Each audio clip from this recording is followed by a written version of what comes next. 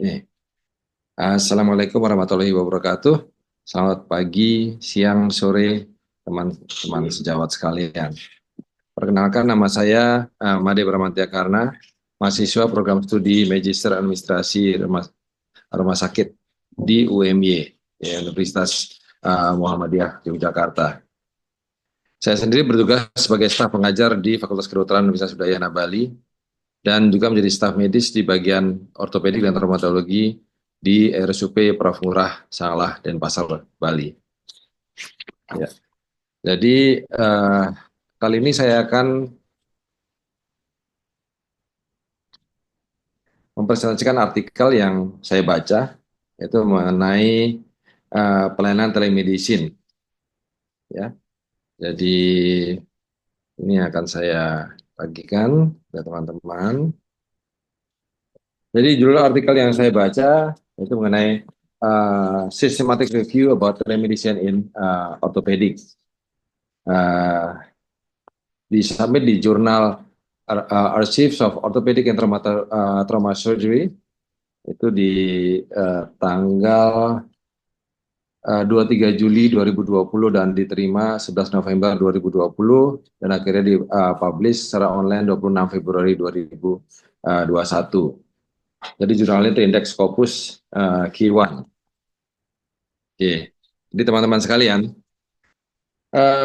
di abstrak bisa kita lihat di sini bahwa tujuan dari yang menjadi latar belakang penelitian ini adalah meningkatnya pemanfaatan telemedicine.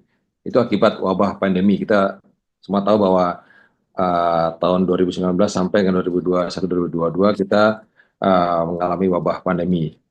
Dan di abstrak ini bisa kita lihat juga bahwa dari 14 artikel didapatkan 8 yang berupa randomized control trial tentang aplikasi telemedicine di ortopedik. Oke, teman-teman, di introduction bisa kita lihat, ini sudah saya garis bawahi, bahwa artikel ini disampaikan akibat pandemi SARS-CoV-2 atau virus corona yang berdampak secara global, juga berdampak pada pelayanan ortopedik dan traumatologi. Karena untuk mencegah penyebarannya melalui droplet, kita wajib menggunakan alat-alat proteksi. Ya. Jadi adanya aturan jaga jarak dan pembatasan kontak. Tapi untuk tetap bisa memberikan pelayanan ortopedi dan traumatologi, metode telemedicine semakin banyak dimanfaatkan. Terutama komunikasi antara ortopedik dengan terapis serta ortopedik dengan pasien. Ya. Namun tentunya metode telemedicine juga ada kekurangannya, ya. Di mana kita bisa tahu bahwa dokter terutama ortopedik tidak bisa menyentuh pasien karena prosedur pemeriksaan fisik di ortopedi tentunya selain melihat atau look juga ada tahapan palpasi atau feel dan terakhir adalah memeriksa gerakannya atau movement. Tujuan dari penelitian ini adalah untuk menemukan apakah ada cukup bukti ilmiah tentang pemanfaatan telemedicine di bidang ortopedi. Oke, di material methods bisa kita lihat di sini bahwa pencarian literatur sistematis dilakukan di berbagai basis data, yaitu PubMed, Medline, Embase, dan lain-lain, dengan fokus pada uji klinis terkontrol acak atau randomized control trial yang menggunakan telemedicine untuk diagnosis dan rehabilitasi pada ortopedi. Di sini ada pencarian yang digunakan, itu ada kata-katanya ini, dan ada main source-nya kita di sini di jurnal menggunakan two reviewer atau LB dan WP. Di sini ada juga kriteria inklusi dan eksklusinya. Dan sekarang kita lihat result. Ya. Pertama pada flowchart di bawah ini, itu melalui tahapan identifikasi, screening, eligibility, inclusion, itu didapatkan total 14 artikel dan diantaranya terdapat 8 randomized control trial yang membahas aplikasi telemedicine di bidang ortopedi. Untuk video consultation, jadi ada 2 uji yang membahas konsultasi antara konsultasi video antara pasien dengan dokter yang menunjukkan kepuasan pasien terhadap pelayanan yang diberikan. Dan ada 6 uji yang melaporkan mengenai ya, telerehabilitasi, di mana parameter WOMAC dan functional outcome dan juga PROM menunjukkan perbaikan.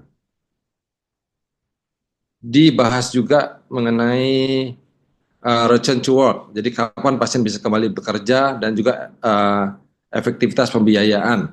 Itu juga menunjukkan hasil yang positif. Jadi di discussion ini bisa saya sampaikan bahwa video konsultasi dapat diterapkan pada pemeriksaan fisik sederhana dan deteksi mobilitas, tapi agak sulit untuk functional stability.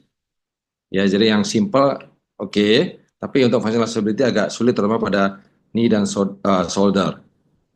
Sedang untuk telerehabilitasi menunjukkan hasil yang sama dibandingkan dengan yang konvensional, bahkan jauh lebih efektif dari segi biaya. Jadi konklusi yang bisa saya sampaikan mengenai jurnal ini adalah systematic review ini menunjukkan bukti ilmiah yang cukup untuk merekomendasikan telemedicine sebagai cara konsultasi ortopedi dan rehabilitasi. Nah, sekarang bagaimana? Apakah ini bisa diterapkan di negara kita? Itu yang akan kita bahas. Jadi untuk Indonesia, di mana negara yang luas, di mana kadang-kadang akses sulit, cukup relevan untuk bisa dilaksanakan, diterapkan di Indonesia. Ya, jadi secara populasi target. Dan yang kedua, untuk konsultasi video, jadi intervensinya bagaimana? Ya, untuk diagnosis awal, evaluasi pasca operasi itu sangat mungkin untuk bisa dilakukan, karena kita semua tahu bahwa operasi tidak hanya selesai di situ saja, kita harus bisa mengembalikan fungsi dari pasien. Itu membutuhkan rehabilitasi atau fisioterapi yang panjang, tanpa komunikasi yang terus berlanjut setelah operasi, tentu hasilnya tidak akan baik. Ya, hal ketiga yang harus kita bahas sebelum kita menerapkan ini di Indonesia adalah kesiapan infrastruktur kita.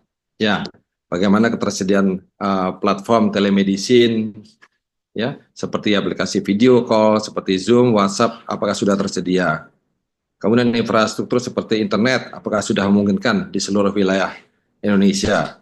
Dan tentunya tenaga kesehatan juga harus kita latih untuk bisa berkomunikasi melalui telemedicine atau cara seperti ini. Ya, dan yang tidak kalah pentingnya adalah dukungan regulasi. Ya, regulasi telemedicine ini harus didukung oleh pemerintah. Ya, dan juga kerjasama antara rumah sakit, klinik, dokter, dan juga pemerintah. Ya, yang tentunya untuk Indonesia sendiri, bagaimana pasien akan bisa mengurangi biaya transportasi, akomodasi di tempat rumah sakit, itu akan sangat efektif dan sangat membantu pasien. Itu demikianlah teman-teman sekalian yang bisa saya sampaikan mengenai penerapan telemedicine di bidang ortopedik. Ya, semoga ada manfaatnya. Ya, wassalamualaikum warahmatullahi wabarakatuh. Salam sejahtera bagi kita semua. Amin.